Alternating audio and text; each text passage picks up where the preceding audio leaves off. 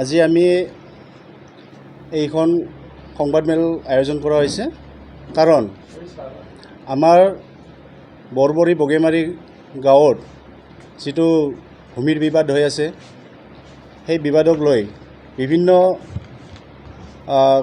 ক্ৰিয়া প্ৰতিক্ৰিয়া বা পেপাৰে আকাৰে বহুখিনি বাতৰি ওলাই গৈছে সেইকাৰণে আমি আজি এইখন সংবাদমেল আয়োজন কৰা হৈছে।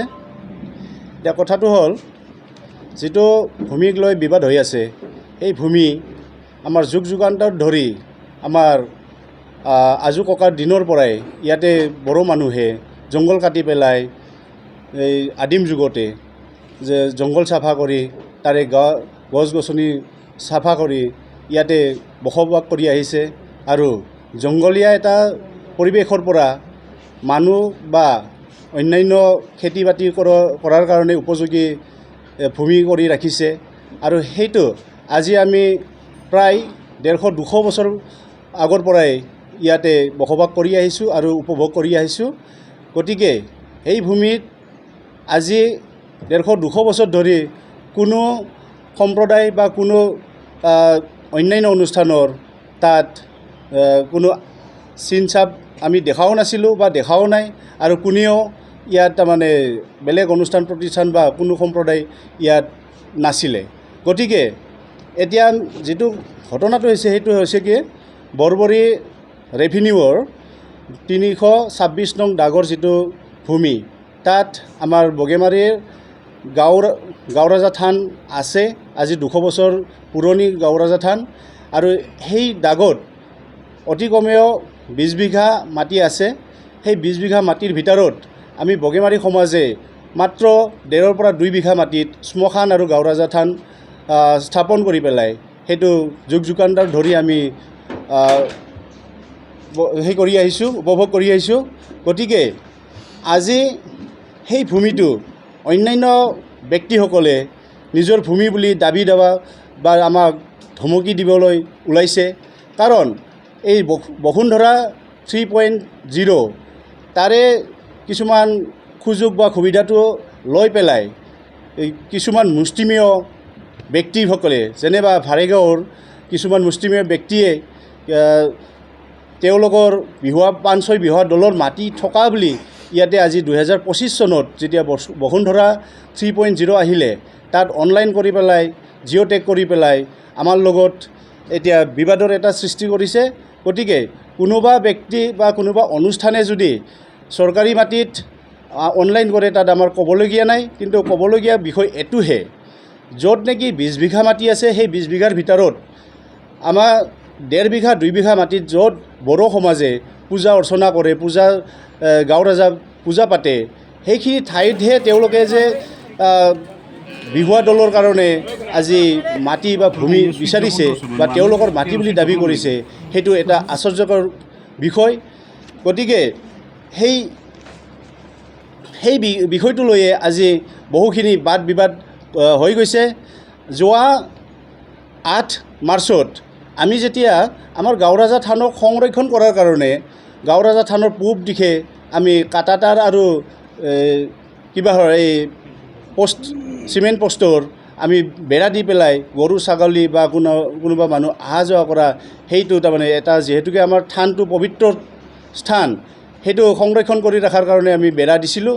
কিন্তু দুৰ্ভাগ্যক্ৰমে কিছুমান মুষ্টিমেয় মানুহ আহি পেলাই নেক্সট দিনা 9 মাৰ্চত তেওঁলোকে গোটেইখিনি আমাৰ বেৰা ভাঙি লৈ যায়, চুৰমাৰ কৰে আৰু তেওঁলোকে উঠাই লৈ যায়। গতিকে সেইবিলাক কিবা কাম কৰাটো আমি নিন্দা কৰিছোঁ আৰু সেই মৰ্মে আমি আমাৰ চাৰ্কল অফিচত আমি জনাইছিলোঁ। তেতিয়া চাৰ্কল অফিচাৰেও কৈছিল যে আপোনালোকৰ পূজাথলীটো বেৰা দি ৰাখক সেইবুলি কৈছিলে আমাক। সেই অনুযায়ী আমি বেৰাও দিছিলোঁ, কিন্তু কি কাৰণত তেওঁলোকে আগ্ৰাসী মনোভাৱেৰে আমাৰ সেই বেৰাবোৰ ভাঙি চুৰমাৰ কৰি দিলে। গতিকে কি চক্ৰান্ত কৰিছে সেইবিলাক আমি নাজানো, কিন্তু এইটো হ'ল সঁচা কথা।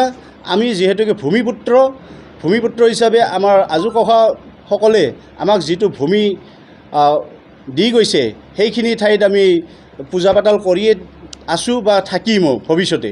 গতিকে সেইখিনি ঠাইৰ কাৰণে যিটো আজি বাদ বিবাদ হৈছে সেইটোৰ কাৰণে আমি অতিকৈ নিন্দনীয় বুলি কৈছোঁ এইটো। কাৰণ আমি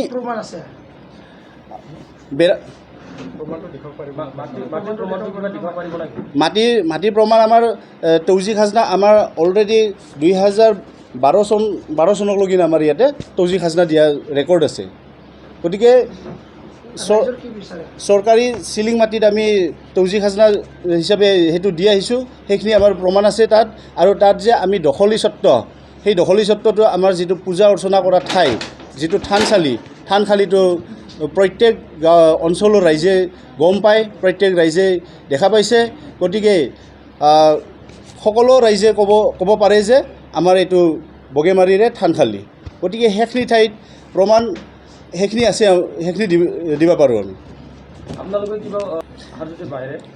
তেওঁ এই কথাটো হ'ল কি, যদিহে আমাৰ যিটো এই প্ৰমাণ থাকিও, আমাৰ যিটো দখলী স্বত্বৰ প্ৰমাণ থাকিও বা খাজনা দিয়া প্ৰমাণ থকাৰ পিছতো যদি আমাক এনেকুৱা চক্ৰান্ত কৰি পেলাই যদি কাম কৰে, তেতিয়াহ'লে আমি ঊৰ্ধ্বতম মহলকলৈকে আমি ব্যৱস্থা লোৱাৰ কাৰণে এইটো আছোঁ। গতিকে এই বিষয়ত আমি বিভিন্ন মহলকো এতিয়া আমি অৱগত কৰিছোঁ। আমাৰ মুখ্যমন্ত্ৰী মহোদয়কো আমি অৱগত কৰিছোঁ, আমাৰ অধ্যক্ষ মহোদয়ক অৱগত কৰিছোঁ, জিলা প্ৰশাসনক কৰিছোঁ, চাৰ্কল অফিচাৰ গম পাইছে, MLA মন্ত্ৰী গোটেইখিনি আমি অৱগত কৰিছোঁ। মাটিৰ এতিয়া 5-6 বিঘা দল বুলি ভাৰেগাঁৱৰ এটা দল আছে, তেওঁলোকে কোনোদিনে তাতে নাছিলে আগতে, কিন্তু তেওঁলোকে সেই 2025 চনত যেতিয়া বসুন্ধৰা 3 আহিলে, তাৰে পিছত তেওঁলোকে ইয়াতে টপকি উঠিলে যে তেওঁলোকৰ মাটি বুলি তেওঁলোকে দাবী কৰিলে। তেওঁলোকক আমি গম পাওঁ, আমি যিহেতুকে লাগালাগি গাঁও 5-6 বিঘা।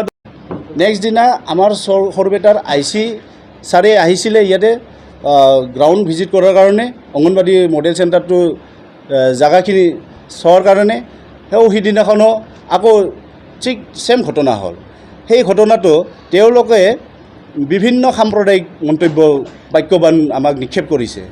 সাম্প্ৰদায়িক মানে কেনেকুৱাকৈ, বোলে এইটো তোমালোকে BTR বুলি ভাবছা নেকি, BTC বুলি ভাবছা নেকি?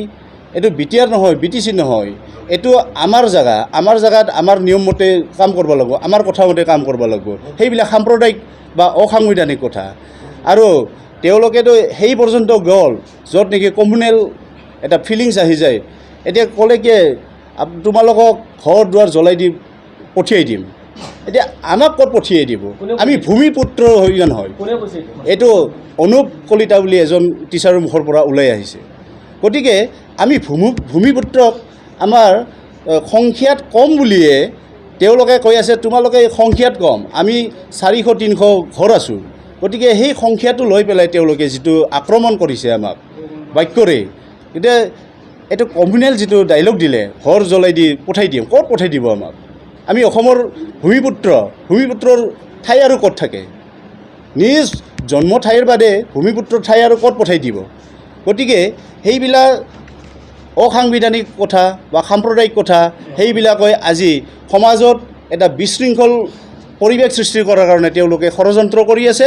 গতিকে সেইবিলাকক দমন কৰাৰ কাৰণে আমি প্ৰশাসন বা চৰকাৰক অনুৰোধ জনাইছোঁ। গতিকে সমাজত যাতে বিশৃংখল পৰিৱেশ নহয়, সমাজ যাতে আগৰ বিশৃংখল যিটো পৰিৱেশ 20-30 বছৰ আগৰ যিটো পৰিৱেশ, সেই পৰিৱেশলৈকে যাতে ঘূৰি নাযায়, সেইকাৰণে আজি আমি ইয়াতে বিভিন্ন আমাৰ জাতীয় সংগঠনবিলাকে আমাক খবৰ ল'ব আহিছে আৰু জাতীয় সংগঠনবিলাকৰ লগত আমি বহিছোঁ, আলোচনা কৰিছোঁ। তেওঁলোকে এই সাম্প্ৰদায়িক যিবিলাক মন্তব্য শুনিছে বা পেপাৰত দেখিছে, সেইটো দেখি পেলাই আজি সংগঠনবিলাকে, জাতীয় সংগঠনবিলাকে আমাক খবৰ ল'ব আহিছে। গতিকে অদূৰ ভৱিষ্যতে যদি এনেকুৱা সাম্প্ৰদায়িক যদি মন্তব্য বা সাম্প্ৰদায়িক ঘটনা হৈ থাকে, তেতিয়া এইটোতো অদূৰ ভৱিষ্যতে অসমতে এটা জ্বলন্ত সমস্যা আহি যাব। গতিকে সেই সমস্যাটো যাতে নহয়, সেইটোৰ কাৰণে প্ৰশাসনক আমি অনুৰোধ জনাইছোঁ। প্ৰশাসনে যাতে খুব বিচাৰ কৰি আমাক যিখিনি আমাৰ ভূমিৰ অধিকাৰ আছে। আজি ইয়াত আছে আপোনাৰ আমাৰ বড়ো বড়ো সাহিত্য সভা বৰপেটা জিলা, নিখিল বড়ো ছাত্ৰ সন্থা বৰপেটা জিলা, ট্ৰাইবেল সংঘ বৰপেটা জিলা, ট্ৰাইবেল সংঘ বজালী জিলা, তাৰে পিছত UBPO সংগঠন, এইবিলাক অনুষ্ঠান সংগঠন আহিছে, জাতীয় সংগঠন এইবিলাক। গতিকে তাৰপিছত আহিছে আমাৰ আকৌ বাথৌ ধৰ্মৰ সমিতিখন জিলা। গতিকে গোটেইখিনি জাতীয় সংগঠনবিলাক আজি ইয়াতে একগোট হৈছে আৰু আমি আজি ইয়াতে এটা কিবাহত আহিব পাৰিছোঁ যে জাতিৰ সমস্যাত জাতীয় সংগঠনবিলাকে থিয় দিব। গতিকে জাতীয় সংগঠনবিলাকে থিয় দি পেলাই কাম কৰি যাব। গতিকে আমি জাতীয় সংগঠনকো আস্থাত ৰাখি পেলাই জাতীয় সংগঠনকো সেইকাৰণে অনুৰোধ জনাইছোঁ প্ৰশাসন বা চৰকাৰক, তেওঁলোকেও এটা সুবিচাৰ কৰাৰ কাৰণে বিবেচনা কৰাৰ হেঁচা প্ৰয়োগ কৰে যেন, সেইটোৱে।